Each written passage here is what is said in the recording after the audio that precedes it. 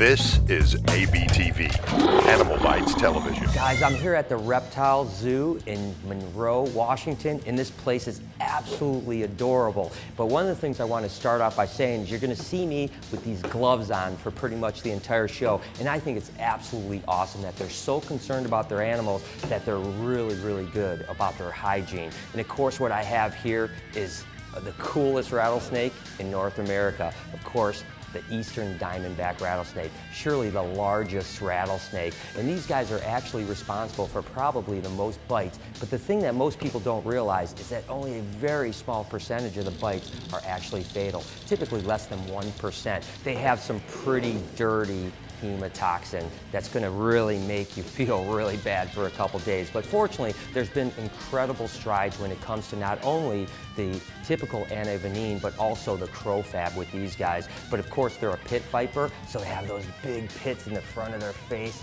that are heat pits that are just waiting for things, and they have nice fangs that recurve into the back of their mouth. You don't want to get bit by something like this, but look at the head on that animal right there. The Reptile Zoo has some awesome animals. This is going to be a really cool show. My name is Brian Barczyk. I'm no zoologist, just a guy with a passion for animals. And that passion often takes me on animal adventures around the world. This week, I'm in Monroe, Washington, outside of Seattle, at the Reptile Zoo.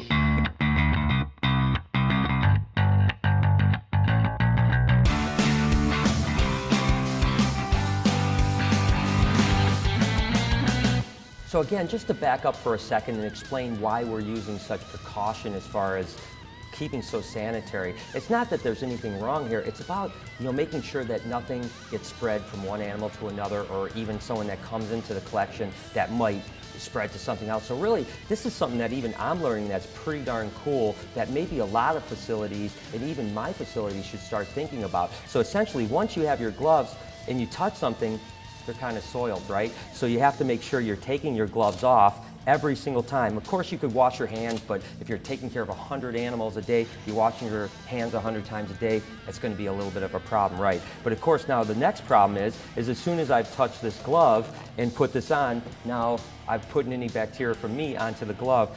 Again, it's just kind of a wild experience, but to be honest with you, this is really smart, because if you want to make sure that your animals are always healthy, there's some pretty nasty bacteria out there and even viruses out there that can spread pretty easily. And if that starts going through a collection as beautiful as this, it's going to be a big problem. So once we have our gloves on, of course, we have to make sure that they're what Isaac would call level 1, which is the only time that you can actually touch an animal. So we want to make sure we're spraying F10 on the gloves itself. Now we're ready for the next animal. Certainly, I think one of the prettiest North American at least rattlesnakes would be the timber rattlesnakes. These guys really range all the way from pretty southeast all the way up into the New Hampshire area, and they're just one of the most beautiful snakes. And of course, they're also known to be kind of one of the more mellow rattlesnakes. Don't get me wrong, you still don't want to get bit by them or handle them like a corn snake, but these guys typically are a little less reluctant to strike. And of course, these are something that you'll see a lot in the churches that kind of handle snakes, which I think is absolutely stupid as could be. But the reason they'll use these a lot of times is because they are a little less likely to bite. But if you get bit by them, it's not going to be a good situation. As a matter of fact, there's been some pockets of timber rattlesnakes that they've seen that the proteins in them are pretty nasty, whereas other areas, they're relatively mild bite. And one of the real big issues with timber rattlesnakes right now is the fact that up in the northeast where they're ranging, there's a fungal issue that's basically devastating populations. In some areas, timber rattlesnakes have dropped up to 80 to 90% population. So it's very important for people to understand the importance of conservation of these animals, because timber rattlesnakes are in danger, and if it's not going to be taken care of over the next 10 or 12 years, we may see this beautiful animal no longer around.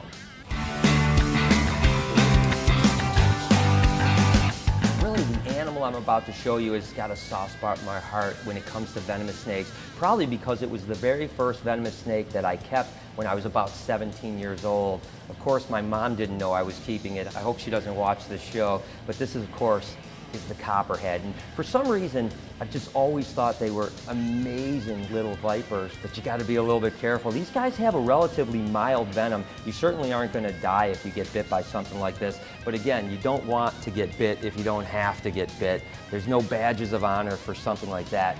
These guys have amazing camouflage. And again, the venom is relatively mild, and ironically enough, this is the other snake that you see oftentimes in the church handlers, again, because they're relatively mild-mannered, but it's not something that you want to get bit by if you can avoid it whatsoever.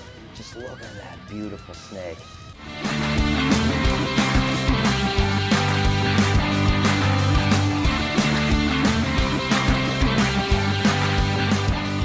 Take a look at this beauty here. I've been working with Pituophis for probably 20 years, and this is a cool one here. You guys know that I love the Mexican black kings. Well, this happens to be a black pine snake. These guys kind of range all the way from Florida all the way up into the Mississippi area and even into the Carolinas. Unfortunately, these guys just got added to the Endangered Species Act, which basically just means that you can no longer cross state lines with them, which is a bummer because for the last 20 or 25 years, these have been a staple in the pet trade and now no longer can be traded across state lines. People just love the big black snakes like the indigos and the Mexican black kings, so the black pines are a great addition to that. And there's actually a color mutation that's called a black pine pied, which is just basically a white splotch black pine snake. And it's not like the piebald ball pythons, like 80 or 90%, only about 10%. And you can see this guy here, maybe he's a little hissy because he's starting to shed, which is a bummer because I don't want to mess with him too much. So I'm going to get him back in his cage so I don't stress him out too much. But man, that black pine is absolutely gorgeous.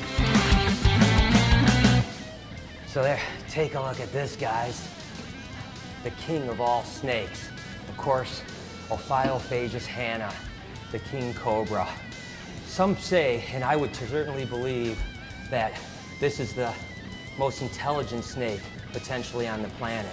And a lot of people think that the king cobra is the most venomous or deadly snake on the planet, but the truth is it's really not. When it comes to actual toxicity, this probably doesn't even make the top 10.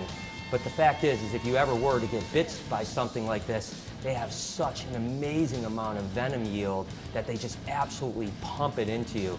So you definitely don't want to get tagged by something like this. And of course, it's the longest venomous snake in the entire world.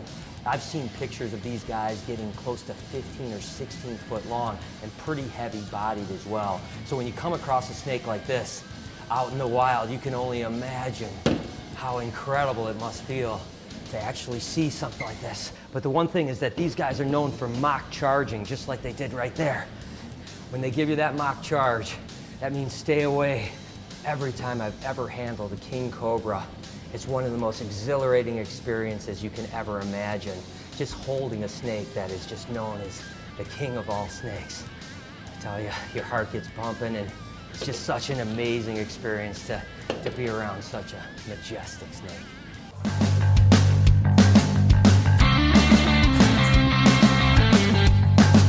There's really so many amazing snakes here, but I want to get started with a snake that really deserves a tremendous amount of respect. And of course, that's the black mamba.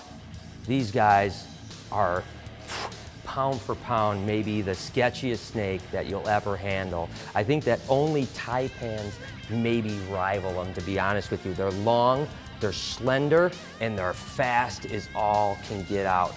Woo, just look at the size of that snake. Oh, let me see if I can get this guy out here. Now that is a long snake.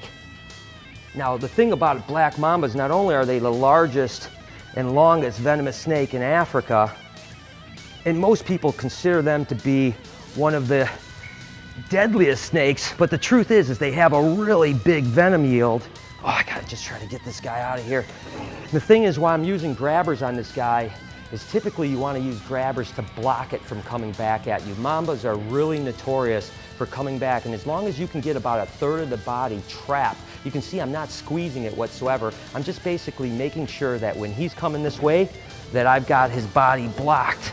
A couple of things you have to be really cautious with when you're dealing with black mambas is the fact that they like to climb a lot. So when you have a stick like this, they can climb up your hand as quick as you can imagine. So you have to always be on guard tremendously with an animal like this. The other thing you can kind of see in my left hand right here is that they actually will kind of hold on to you as much as you're holding on to them, which makes it kind of scary because when you're handling Moselapids, the truth is you can let it go and just, hey, if things are going to go wrong, just go ahead and bail on it right now. With a black mamba, they hold on to you, so it makes it a little bit more sketchy. This guy is acting completely mellow right now. And of course, a black mamba, oftentimes people wonder why they're called black because they're kind of more of an olive green color or sometimes a gray color. The truth is that inside their mouth is solid black, and that is why they call them the black mamba. And of course, they're known for that coffin-shaped head. And I tell you what, although these guys may only have the top 20 most potent venom, they will really pump you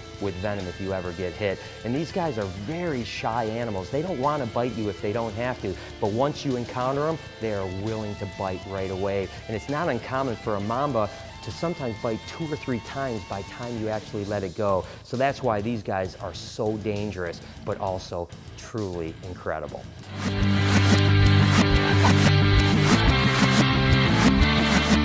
Take a look at this beast right here. This happens to be a black-throated monitor named Samson. This is truly incredible. And of course, these guys are from a pretty small area in Africa, and one of the largest monitor lizards there. Maybe only really larger animal over there would be the Nile monitor, but these guys are really heavy-bodied, and these are a lot less cantankerous than the Nile monitors for sure. As you can see, Samson is just kind of chilling out here, but don't get you wrong, man, with those powerful claws and that big heavy tail that has an opportunity to whip you. I mean, look at that tail. It's probably 3 or 4 foot long. If this guy was a little bit upset and I got anywhere within 3 or 4 foot, it would just smack me with that tail, and then those powerful claws. Man, you don't want to be on the end of that one. And then look at these jaws right here. Hey, Samson, wake up.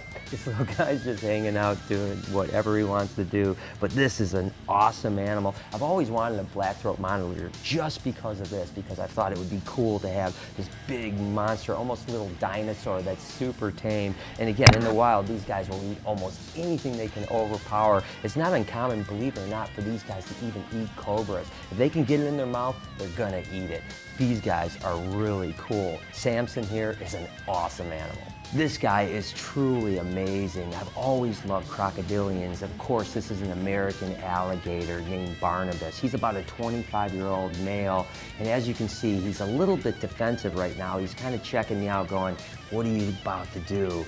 But typically, alligators are pretty docile animals. They're not gonna run around and grab me or anything like that. He's more like worried about me messing with him. So as long as I stay back a little bit, we're all pretty safe. With any luck, we can get Barnabas in the water and go ahead and feed him. Now that's gonna be a real treat. Come on, boy. Come on, boy. In the water. In the water. Come on. Come on. Come on. Get in there. You're okay, bud. Yes. There you go. There you go. How cool is that?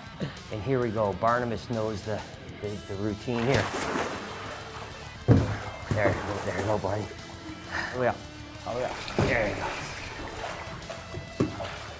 Come on. You got it. One more. There you go. What a completely awesome animal that is. I tell you what, some people might like dogs, but I think that if I had a pet, I want a pet like Barnabas. I mean, this has been an absolute blast. Whew. Here's a workout too. Now this is an absolute pleasure. Of course, this is an albino alligator, and they've been being reproduced over the last several years. But what's interesting about this one right here is the fact that it's one of the original ones. It's about 15 or 16 years old. So there was only a handful of albino alligators back then, and this is one of the original ones. It's really amazing to be this close to this guy. Whew. He is a little bit of a pistol though, but what an amazing animal. I tell you, albino alligators are truly one of the most beautiful creatures on the planet. And really, when they get older, a lot of them start to get more green from algae and dirty. So this guy right here is really beautiful. It's probably the best example of an adult albino alligator I've ever seen. I tell you, the reptile zoo up here has been so impressive. Every single animal is kept amazingly, and this animal here, Barczyk, is certainly one of the cream of the crop for sure. If you guys are ever in the Monroe area or Seattle area, you've got to come pay this place a visit. It is absolutely my Disneyland by a long shot. As always, guys, I was Facebooking and tweeting my way through things, so make sure to follow me over at SnakeBitesTV or on Instagram at snakebites.tv, and make sure to look up the Reptile Zoo in Monroe, Washington. Until next week, you've been watching Snake Bites.